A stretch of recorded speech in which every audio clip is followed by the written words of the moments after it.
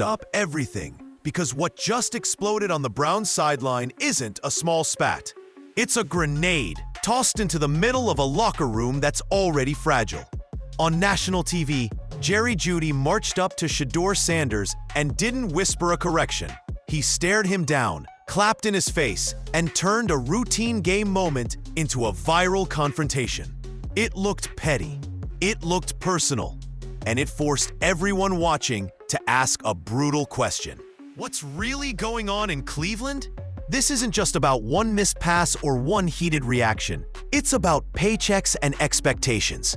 About a veteran who's being paid like a leader but hasn't produced like one. It's about a rookie quarterback who's been defended publicly by ownership and is now being publicly undermined by a teammate. That dynamic matters. Owners notice it. Coaches notice it. Teammates notice it. And when the owner's reputation is on the line, small incidents suddenly take on huge consequences. So for the next few minutes, we're stripping this moment down. We'll rewind the play, lay out the numbers that make Jeudy's frustration understandable, and then follow the trail to the real story. Why this sideline moment may be the symptom of something much bigger. Stick with me. What you think you saw in the clip is only the opening chapter. The fallout could change more than just the stat sheet. Before the clip blew up on every sports feed in America, the tension had already been building on the field. The Browns were locked in a brutal game against the 49ers, grinding through a fourth quarter where every possession mattered and every mistake felt heavier than it should. Shedeur Sanders, only 2 starts into his NFL career, was doing what young quarterbacks are supposed to do. Studying plays, resetting between drives, and trying to keep the offense afloat against one of the best defenses in the league. Wind was swirling through the stadium, timing was off, and the pressure of the moment was written on everyone's faces. But then came the play that would shift everything. A deep shot down the right side. Sanders let it rip with confidence. Jerry Jeudy had a step, the route looked clean, and for a moment, the entire stadium inhaled. A touchdown was on the table, until it wasn't. The ball drifted just beyond reach. Jeudy slowed his stride. Sanders battled the wind. And what could have been a momentum-changing connection turned into a missed opportunity that both players read differently. From there, frustration didn't simmer. It boiled. Cameras later caught Jeudy pacing with visible irritation, replaying the misfire in his head. Sanders, meanwhile, stayed focused, scrolling through clips on the Microsoft Surface, dissecting what went wrong. 2 players, 2 perspectives, 1 breaking point. And then the moment happened. Jeudy stormed toward Sanders, clapping aggressively, inches from his face, words sharpened by frustration. Sanders didn't rise to it. He barely reacted. Veteran center Ethan Pocic had to step in. A physical reminder that teammates aren't supposed to turn on each other under the brightest lights. What millions saw as a viral clip was really the visible eruption of everything that had been building beneath the surface. A single play didn't cause this, it only exposed it. The moment the CBS camera zoomed in, everything changed. What should have been a private correction between teammates became a public spectacle, broadcast to millions and instantly clipped, slowed down, and dissected frame by frame. Jerry Jeudy didn't walk over calmly. He marched with a frustration you could feel through the screen. His hands clapped sharply, his body leaned forward, and his voice, though mostly drowned out by stadium noise, carried enough intensity that you didn't need to hear the words to understand the message. It wasn't encouragement. It wasn't communication. It was confrontation. Shedeur Sanders stayed seated on the bench, tablet still in hand, eyes flicking between the screen and the receiver standing over him. He didn't snap back. He didn't rise up. He didn't even flinch. That calmness only made the moment look worse for Jeudy, who appeared desperate to make his frustration someone else's problem. And when Ethan Pocic stepped in, a 6'6", 310-pound reminder of what leadership looks like, the narrative became impossible to ignore. A veteran melting down while a rookie kept his composure. What really fueled the fire was how unnatural the exchange looked. Sideline conversations happen constantly. Receivers ask for routes, QBs clarify timing, coaches correct both. But this wasn't a conversation. This was a scene. A veteran publicly checking a rookie quarterback who had barely settled into the league. And whether Jeudy realized it or not, that visual mattered more than the words he said. By halftime, the clip had already gone viral. Analysts were rewinding it. Fans were screenshotting it. Commentators were questioning it. And inside the Browns organization, people weren't just asking why the confrontation happened. They were asking what it revealed. The play caused frustration. The camera turned it into a moment. But the fallout? That would come next. To understand why this sideline moment hit Cleveland like a lightning strike, you have to look beyond the clip and into the numbers, because the stats tell a story Jerry Jeudy probably doesn't want anyone reading out loud. While the confrontation made it look like Shedeur Sanders was somehow holding Jeudy back, the reality is, the numbers point in the opposite direction. Through Sanders' first 2 starts, Jeudy recorded just 4 catches on 7 targets. That's barely a blip for a receiver being paid like a top-tier weapon. Even worse, those limited touches came with 2 drops, both catchable balls, and a fumble the week prior that had already irritated coaches and fans. A veteran wide receiver making over $50 million simply cannot afford that kind of inconsistency, especially when working with a rookie quarterback trying to find his footing. But the trend didn't start with Shedeur.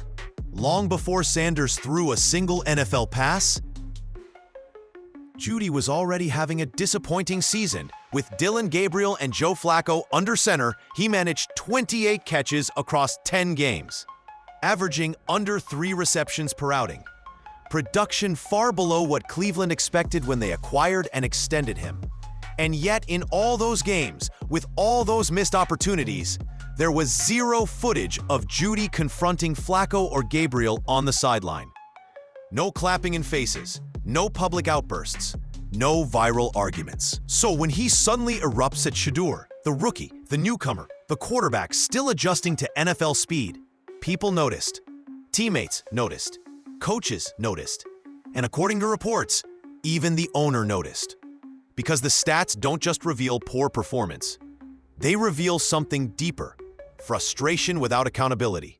Jeudy's numbers weren't backing his attitude. Jeudy was already having a disappointing season. With Dillon Gabriel and Joe Flacco under center, he managed 28 catches across 10 games, averaging under 3 receptions per outing. Production far below what Cleveland expected when they acquired and extended him. And yet, in all those games, with all those missed opportunities, there was 0 footage of Jeudy confronting Flacco or Gabriel on the sideline. No clapping in faces, no public outbursts, no viral arguments. So when he suddenly erupts at Shedeur, the rookie, the newcomer, the quarterback still adjusting to NFL speed, people noticed. Teammates noticed. Coaches noticed. And according to reports, even the owner noticed. Because the stats don't just reveal poor performance, they reveal something deeper: frustration without accountability. Jeudy's numbers weren't backing his attitude. Jeudy didn't accept it. He didn't nod, shake hands, or talk it out. He cursed him out, repeating that he didn't mess with him, shutting down any attempt at reconciliation. Smith responded by telling NFL teams to stay away from Jeudy because he couldn't handle constructive criticism, a statement that raised eyebrows across the league. And while public opinions can be exaggerated, the on-field issues lined up with the reputation: inconsistent production, emotional reactions, and moments where frustration spilled onto teammates instead of being channeled into performance. Coaches in Denver had seen flashes of brilliance, but they saw immaturity too. Cleveland hoped a change of scenery might reset the narrative, but patterns don't usually disappear overnight. So when Jeudy stood over Sanders, clapping in frustration, it didn't look like a one-time flare-up. It looked familiar. It looked like the same story replaying with a new quarterback. And inside the Browns organization, people began asking an uncomfortable question. If this is who Jeudy has been, is this who he'll always be? The moment that clip hit the broadcast, it didn't just ripple through the fan base. It traveled straight into the offices upstairs, where situations like this are never taken lightly. And when you're dealing with a franchise like the Browns, where every decision is scrutinized and every narrative can spin out of control, the last thing ownership wants is a public fracture between a highly paid veteran and a rookie quarterback they've publicly supported. Jimmy Haslam has been unusually vocal about Shedeur Sanders since the moment the Browns drafted him.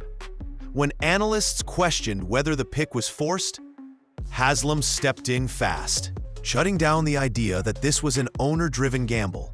He defended the process, defended the front office, and by extension, defended Shedeur. Later, when the rookie wasn't seeing the field yet and narrative started swirling, Haslam doubled down again, calling Sanders a serious player, praising his work ethic, and making it clear that inside the building, there was no drama. So when Jerry Jeudy, a player the Browns invested $52 million in, publicly confronted that same quarterback on national television, it didn't just look bad. It looked like disrespect toward the direction Haslam himself endorsed. And owners don't take kindly to anyone undermining their message. Reports suggest Haslam asked tough questions behind closed doors after the game. Not yelling, not theatrics, but pointed conversations about culture accountability. And why a high-paid veteran felt comfortable turning frustration into a spectacle. Because when a team is trying to build around a young quarterback, the last thing you want is a receiver sending mixed signals to the locker room. To Haslam, this wasn't just Jeudy versus Sanders. It was professionalism versus chaos, culture versus ego, and culture always wins, or someone gets pushed out. What happened on the sideline was explosive. But what happened after the game is what truly flipped the narrative. Because Shedeur Sanders didn't meet fire with fire. He didn't match Jeudy's frustration, didn't call him out, didn't even hint at blame. Instead, he showed a level of maturity that veterans twice his age sometimes struggle to display. Reporters gave him every opportunity to take a shot. They asked about the offensive struggles. They asked about timing issues. They even tried to bait him into criticizing Kevin Stefanski's aggressive play calling. It would have been easy for Shedeur to deflect attention away from himself by pointing to Jeudy's drops, frustration, or inconsistencies. Any rookie feeling cornered might have folded into excuses, but Shedeur did the opposite. He spoke calmly about chemistry taking time, especially when you spend most of the season running scout team reps and not practicing with the starters. He talked about needing to build trust with his receivers, a carefully chosen phrase that said everything without attacking anyone directly. He noted that not everyone is always in the exact spot they practiced, a subtle acknowledgement that mistakes weren't one-sided. But even then, he refused to turn those comments into ammo. And when a reporter pushed him to critique Stefanski's decisions, Shedeur cut it off instantly. "We're not going to point fingers at a coach. That's disrespectful." That one line did more than address a question. It revealed who he is and who he refuses to be. While Jeudy's emotions spilled into public view, Sanders kept his contained. While Jeudy reacted, Sanders responded. And while Jeudy looked frustrated, Sanders looked poised. In one press conference, the rookie walked away appearing more like the veteran. With the dust settling and the clip still circulating online, Cleveland now finds itself staring at a much bigger question. Where do the Browns go from here? Moments like this don't exist in a vacuum. They ripple through the locker room, the coaching staff, and the front office. And in this case, they hit every layer at once. First, there's the immediate reality. Kevin Stefanski has already confirmed that Shedeur Sanders will start again in Week 14. That decision alone signals where the organization's confidence currently lies. For a rookie QB who was thrown into the fire mid-season, that endorsement carries weight. It says the Browns aren't panicking. They aren't wavering. They're investing in his growth, even if the results aren't perfect yet. Then, there's the other side of the equation. Jerry Jeudy. His production hasn't matched his paycheck. His frustration has spilled into the open, and his role as a supposed veteran leader now feels questionable. Inside league circles, whispers have already begun. Not definitive reports, but quiet speculation about whether Cleveland might explore options in the offseason. A trade, a restructure, even a culture reset move. Nothing is confirmed, but nothing is off the table either. But beyond roster decisions, the deeper concern is chemistry. Teams don't fall apart because of one argument, they crumble when tension goes unaddressed. If Jeudy and Sanders can't get aligned, if trust continues to fracture, the Browns risk dragging their offense into a cycle of miscommunication and resentment. And that's the kind of problem even a top-tier defense can't mask. Cleveland's future hinges on one question. Will this moment become a turning point or a warning sign? The next few weeks will reveal whether the Browns are building something or breaking apart piece by piece. When the clip first hit social media, most people saw nothing more than a heated argument, a frustrated receiver, a calm rookie quarterback, a standard sideline flare-up. But the longer this moment lingers, the more it becomes clear that it wasn't just about one play, one missed connection, or one emotional outburst. It was a magnifying glass exposing everything Cleveland has been wrestling with behind the scenes. Expectations, leadership, chemistry, accountability, and the pressure of building around a young quarterback in real time. Shedeur Sanders walked away from the confrontation looking composed, measured, and focused on the bigger picture. Jerry Jeudy walked away looking overwhelmed, irritated, and torn between the player he wants to be and the one his production currently shows. And the organization, from the coaching staff all the way up to Jimmy Haslam, suddenly found itself at a crossroads. Because moments like this force decisions. They test culture. They reveal who's aligned with the team's vision and who's drifting away from it. They tell coaches which players can handle adversity and which ones crumble under it. They show owners which investments are paying off and which ones might need to be reconsidered. And so the question hovering over the Browns now is simple but heavy. Will this confrontation become the spark that pushes Cleveland toward growth, or the sign that something fundamental is breaking? If Jeudy adapts, this becomes a footnote. If he doesn't, this moment will be remembered as the beginning of the end. Meanwhile, Sanders' poise has already reshaped the conversation around him, not just as a quarterback, but as a leader. What happens next will define far more than a single game. It might define the future of the franchise.